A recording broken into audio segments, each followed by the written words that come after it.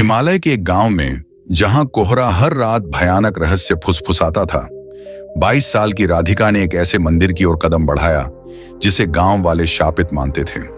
क्या वहां सचमुच कोई आत्मा थी या कुछ और जो सदियों से छिपा था? एक गलत कदम और राधिका का जीवन हमेशा के लिए बदलने वाला था।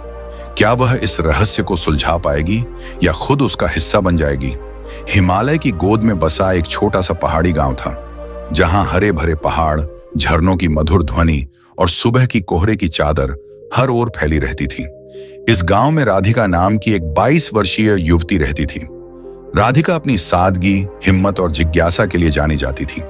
वह अपने दादा दादी के साथ एक छोटी सी कुटिया में रहती थी, जहां से दूर पहाड़ों के बीच एक प्राचीन मंदिर दिखाई देता था। यह मंदिर रहस्यों से घिरा था। गांव वाले कहते थे कि मंदिर में एक शक्तिशाली आत्मा निवास करती है, जो रात के सन्नाटे में अजीब सी आवाजें निकालती है। मंदिर के चारों ओर घना कोहरा और पुराने पेड़ों की टहनियों से बनी छाया लोगों को डराती थी। कोई भी उस मंदिर के पास जाने की हिम्मत नहीं करता था, लेकिन राधिका का मन अलग था। बचपन से ही उसे रहस्यों को सुलझाने का शौक था।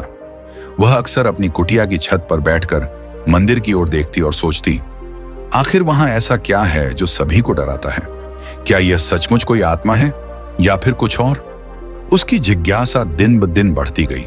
एक रात जब चांद की रोशनी पहाड़ों पर बिखर रही थी, राधिका ने ठान लिया कि वह मंदिर का रहस्य जानकर रहेगी।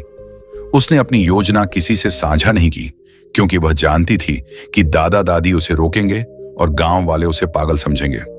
अगली सुबह सूरज की पहली किरण के साथ राधिका ने एक छोटा सा थैला तैयार किया। उसने इसमें पानी की बोतल, कुछ सूखे मेवे, एक छोटी सी लालटेन और एक पुराना चाकू रखा, जो उसके दादाजी का था। उसने अपने मन को मजबूत किया और मंदिर की ओर चल पड़ी। रास्ता पथरीला था और घने जंगल से होकर गुजरता था। हवा में ठंडक थी और पेड़ों की पत्तियों से छनकर आती सूरज की किरणें जमीन पर अजीब सी आकृतियां बना रही थीं। जैसे ही राधिका मंदिर के पास पहुंची, उसे एक ठंडी हवा का झोंका महसूस हुआ, मानो कोई उसे चेतावनी दे रहा हो।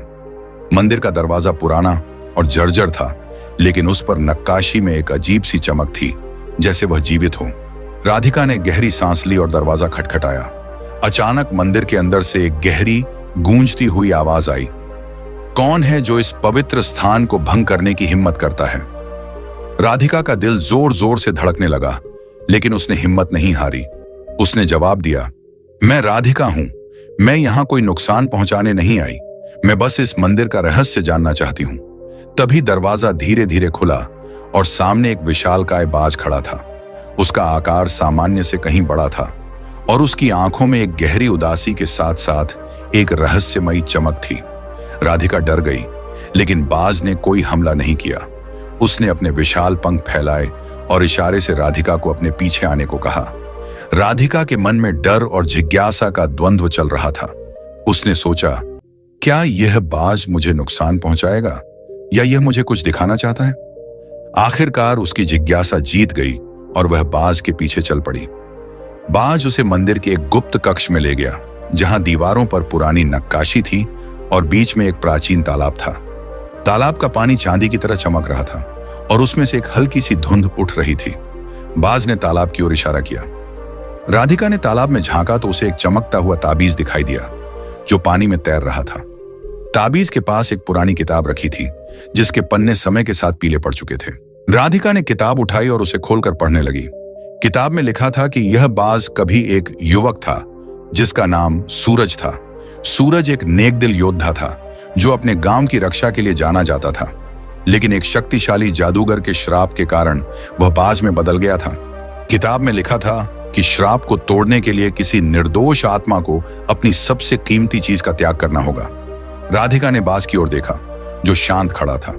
उसकी आंखों में एक अजीब सा दर्द और उम्मीद की चमक थी, मानो वह राधिका से कुछ कहना चाहता हो। राधिका ने किताब के अगले पन्ने पलटे। वहां एक मंत्र और एक खास रात का जिक्र था, जो अगली पूर्णिमा को थी। तभी तालाब से एक रहस्यमयी आवाज गूंजी, राधिका, अगर तुम इस बाज को इंसान बनाना चाहती हो, तो तुम्हें अपनी सबसे कीमती चीज का त्याग करना होगा।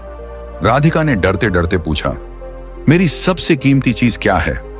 आवाज ने जवाब दिया, यह तुम्हारे दिल को तय करना होगा, जो चीज तुम्हें सबसे प्रिय है वही तुम्हें देनी होगी। राधिका ने गहरी सांस ली और सोचने लगी, उसका परिवार, उसकी आजादी या फिर उसके सपने जिसमें वह एक दिन गांव की पहली शिक्षिका बनना चाहती थी। वह सूरज की ओर मुड़ी और बोली, मैं तुम्हारी मदद करूंगी, तुम्हारा दर्द मेरे लिए अनजाना नहीं है। तालाब की आवाज फिर गूंजी, यदि तुम त्याग करोगी तो सूरज फिर से इंसान बन जाएगा, लेकिन याद रख, तुम्हें हमेशा एक कमी महसूस होगी। क्या तुम इसके लिए तैयार हो? राधिका ने हिम्मत जुटाई और कहा, हां, मैं तैयार हूं। तभी तालाब से एक तेज रोशनी उठी जो इतनी चमकीली थी कि राधिका को अपनी आंखें बंद करनी पड़ी। रोशनी ने राधिका और बाज को घेर लिया। राधिका को लगा कि उसकी कुछ यादें धुंधली हो रही हैं। उसने अपने दादा दादी, अपनी कुटिया और गांव की गलियों को याद करने की कोशिश की, लेकिन सब कुछ धुंध में खो गया। उसका मन खाली हो गया, मानो उसका अतीत कभी था ही नहीं। जब रोशनी थमी तो बाज की जगह एक सुंदर और साहसी युवक खड़ा था। उसने राधिका को देखा और कहा, तुमने मेरे लिए जो किया, मैं हमेशा तुम्हारा आभारी रहूंगा। मेरा नाम सूरज है, मैं इस गांव का एक योद्धा था और अब तुमने मुझे मेरी मानवता वापस दी है। लेकिन राधिका की आंखों में घबराहट थी। उसने कांपते स्वर में पूछा, मुझे क्या हो रहा है? मैं अपने घर, अपने परिवार को क्यों नहीं याद कर पा रही? सूरज ने दुखी स्वर में जवाब दिया, तुमने अपनी यादें त्याग दी हैं राधिका, अब तुम अपने अतीत को भूल चुकी हो। राधिका की आंखों से आंसू छलक पड़े। उसने कहा, अगर तुम्हारी मुक्ति मेरे त्याग से हुई तो मुझे कोई पछतावा नहीं, लेकिन यह खालीपन, यह क्या है? सूरज ने राधिका का हाथ थामा और तालाब की ओर देखते हुए कहा, मैं वादा करता हूं राधिका, मैं तुम्हें कभी अकेला नहीं छोड़ूंगा। तुमने मेरे लिए जो किया उसका कर्ज मैं कभी नहीं चुका सकता। दोनों ने तालाब से विदा ली और गांव की ओर चल पड़े। लेकिन जैसे ही वे गांव के पास पहुंचे, गांव वालों ने सूरज को देखकर डर से चिल्लाना शुरू कर दिया। एक बुजुर्ग औरत ने कांपती आवाज में कहा, यह वही बाज है जो रात में हमारे गांव में तबाही मचाता था, इसे भगाओ। सूरज ने समझाने की कोशिश की, मैं अब बाज नहीं हूं, राधिका ने मुझे इस श्राप से मुक्त किया है। लेकिन गांव वाले उसकी बात सुनने को तैयार नहीं थे।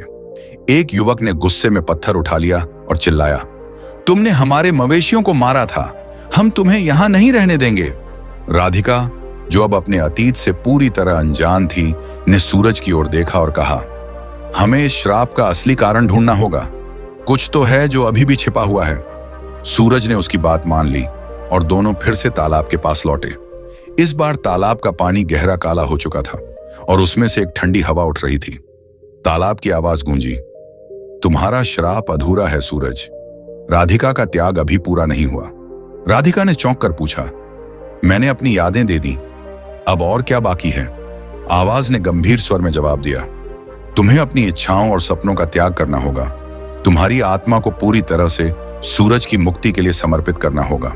सूरज ने गुस्से में चिल्लाया, यह अन्याय है, उसने पहले ही सब कुछ खो दिया, तुम और क्या चाहते हो? लेकिन राधिका ने उसका हाथ पकड़कर शांत किया और कहा, सूरज, अगर यह तुम्हारी पूरी मुक्ति का रास्ता है तो मैं तैयार हूं। तभी तालाब से फिर से एक तेज रोशनी उठी। राधिका का शरीर कांपने लगा और उसकी आंखों से हर भावना गायब हो गई। उसने महसूस किया कि उसके सपने, गांव की शिक्षिका बनने का सपना, एक खुशहाल परिवार बसाने का सपना, सब धीरे धीरे मिट रहे थे। जब रोशनी थमी, राधिका जमीन पर गिर पड़ी। सूरज ने उसे संभाला और चिंतित स्वर में पूछा, राधिका, तुम ठीक हो? राधिका ने शांत भावहीन स्वर में कहा, अब मैं केवल तुम्हारे लिए हूं, मेरी जिंदगी का एकमात्र मकसद तुम्हारी मदद करना है। सूरज का दिल टूट गया। उसने तालाब की ओर देखकर चिल्लाया, क्या यह सचमुच खत्म हुआ या अभी भी कोई रहस्य बाकी है? तालाब की आवाज ने जवाब दिया, यह श्राप सूरज के परिवार के कर्मों की वजह से था। तुम्हारे पूर्वजों ने जादूगर के गांव को नष्ट किया था। उसने तुम्हें श्राप दिया ताकि तुम्हारा परिवार भुगते।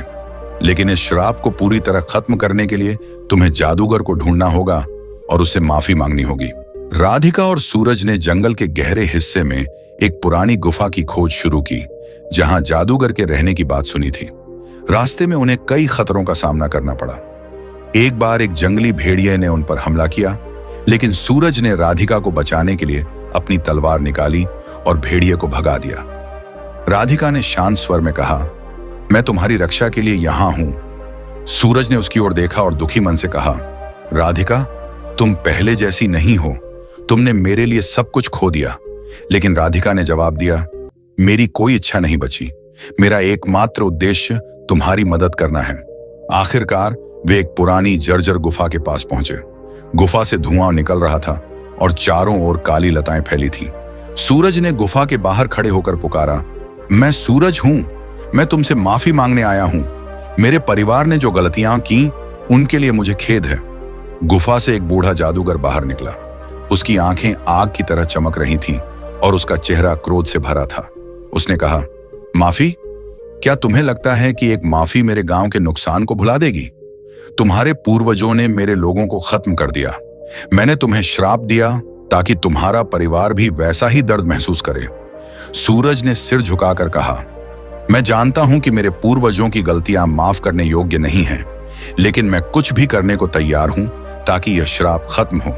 जादूगर ने राधिका की ओर देखा और कहा, यह लड़की कौन है? क्या यह भी तुम्हारे परिवार का हिस्सा है? राधिका ने शांत स्वर में जवाब दिया, मैंने अपनी यादें और सपने सूरज की मुक्ति के लिए त्याग दिए। अब मेरी कोई पहचान नहीं। जादूगर ने ठंडी हंसी हंसते हुए कहा, यह लड़की तुम्हारी सबसे बड़ी ताकत और कमजोरी है। अगर तुम सचमुच इस श्राप को खत्म करना चाहते हो तो तुम्हें इसे हमेशा के लिए छोड़ना होगा। सूरज का चेहरा पीला पड़ गया। उसने कहा, राधिका को छोड़ना? यह असंभव है। उसने मेरे लिए सब कुछ त्याग दिया। मैं उसे अकेला नहीं छोड़ सकता। लेकिन राधिका ने शांत स्वर में कहा, सूरज, अगर यह तुम्हारी पूरी मुक्ति का रास्ता है तो मुझे स्वीकार है। मेरे पास अब खोने के लिए कुछ नहीं बचा। जादूगर ने एक चमकता हुआ कटोरा निकाला जिसमें एक जादुई औषधि थी। उसने कहा, इसे पी लो। यह तुम्हारी राधिका से जुड़ी हर याद को मिटा देगा, लेकिन यह प्रक्रिया दर्दनाक होगी। सूरज ने कटोरा हाथ में लिया और राधिका की ओर देखा। उसकी आंखों में आंसू थे। उसने कहा, राधिका, मैं यह तुम्हारे लिए नहीं बल्कि तुम्हारे बलिदान को सार्थक बनाने के लिए कर रहा हूं। मुझे माफ करना। राधिका ने हल्की मुस्कान के साथ कहा, तुम्हारी मुक्ति ही मेरा उद्देश्य है। मुझे कोई दुख नहीं। सूरज ने औषधि पी ली। तुरंत उसका सिर घूमने लगा और उसके शरीर में तीव्र दर्द उठा। राधिका ने उसे संभालने की कोशिश की, लेकिन जादूगर ने कहा, उसे अकेला छोड़ दो। यह प्रक्रिया उसे अकेले पूरी करनी होगी। सूरज की यादें एक एक करके मिटने लगीं। उसे गोरिल्ला बनने के दिन, तालाब के पास राधिका का बलिदान और उसका चेहरा याद आया, लेकिन धीरे धीरे सब धुंधला हो गया। जब उसने आंखें खोली, वह पूरी तरह बदल चुका था। उसने चारों ओर देखा और पूछा, मैं यहां कैसे आया और ये लड़की कौन है? जादूगर ने मुस्कुराते हुए कहा, तुम अब आजाद हो। तुम्हारा श्राप खत्म हो चुका है। राधिका ने सूरज को देखा, लेकिन उसकी आंखों में अब कोई भावना नहीं थी। उसने शांत स्वर में कहा, अब तुम्हारी जिंदगी शुरू हो सकती है। जादूगर ने राधिका की ओर देखा और कहा, तुम अब एक परछाई बन चुकी हो। तुम्हारी आत्मा दूसरों की मदद में समाहित होगी। जब तक तुम्हारा कार्य पूरा नहीं होता, तुम इस जंगल में भटकती रहोगी। राधिका ने सिर झुकाया और कहा, अगर मेरा बलिदान किसी की जिंदगी को बेहतर बना सकता है तो मुझे इसका कोई दुख नहीं। सूरज जंगल से निकल गया। वह अब पूरी तरह आजाद था, लेकिन उसे अपनी आजादी की कीमत का कभी पता नहीं चला। राधिका जंगल में रह गई, एक ऐसी आत्मा बनकर जो हमेशा दूसरों की मदद करती रहेगी। गांव वालों ने सूरज को एक नायक के रूप में स्वीकार किया, लेकिन राधिका की कहानी हमेशा के लिए रहस्य बनकर रह गई। कभी कभी जब गांव में कोहरा छाता, लोग कहते कि एक परछाई मंदिर के पास दिखाई देती है, जो चुपके से लोगों की मदद करती है और फिर गायब हो जाती है। सच्चा बलिदान बिना स्वार्थ के किया जाता है, लेकिन हर बलिदान की एक कीमत होती है जो हमें जीवन भर महसूस होती है। सच्चाई और नेकी का रास्ता चुनने में हिम्मत चाहिए, भले ही वह रास्ता कितना भी कठिन क्यों ना हो। अगर यह वीडियो आपको पसंद आया हो तो इसे लाइक करें और चैनल को सब्सक्राइब जरूर करें। आपकी एक छोटी सी सपोर्ट हमें और भी दमदार और दिलचस्प कहानियां लाने के लिए प्रेरित करती है।